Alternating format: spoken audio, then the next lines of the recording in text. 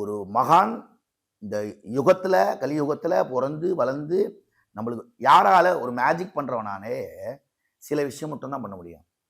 லிங்கத்தை அவர் என்ன வாயில் வச்சுட்டு எவ்வளோ நேரம் ஒரு கல்லை நீங்கள் வாயில் வச்சுக்கிட்டு முடியும்?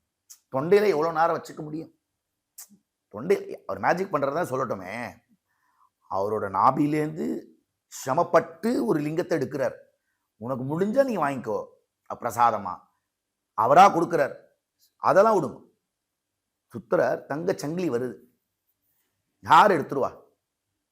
ஒரு மேஜிக் மேனாக இருந்தால் அந்த தங்கம் வந்து ஒரிஜினலாக இருக்கணும்ல. புறா எடுக்கிறான், பறந்து ஓடி போயிடுறது. திருப்பி அந்த புறா வச்சுடுறான். அது மேஜிக். இது மகானோட கிருபை.